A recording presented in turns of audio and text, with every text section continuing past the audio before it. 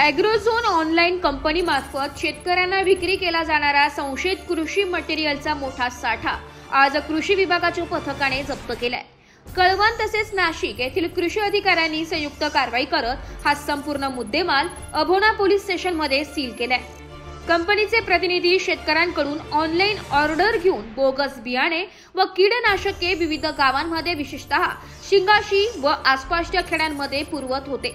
तपासात हे मटेरियल महाराष्ट्रात विक्रीसाठी कोणतीही परवानगी नसताना विकले जात असल्याचं स्पष्ट झालंय।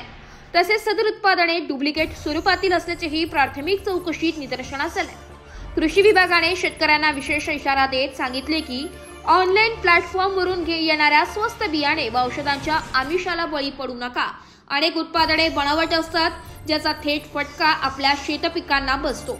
स्थानिक कृषी अधिकारी व पोलीस प्रशासनाकडून आव्हान, शेतकऱ्यांना कोणतेही बियाणे किंवा औषध खरेदी करताना स्थानिक अधिकृत विक्रेत्यांकडूनच खरेदी करा आणि प्रत्येक खरेदीवर पक्के बिल घ्या। या कारवाईमुळे शेतकऱ्यांना ऑनलाईन व्यवहारांबाबत जागरूक करण्याची गरज अधिक अधोरेखित झाली असून पुढील तपास पोलीस विभागाकडून सुरू आहे। नाशिक लोकशाही न्यूजसाठी उपसंपादक विजय कानडे, नाशिक।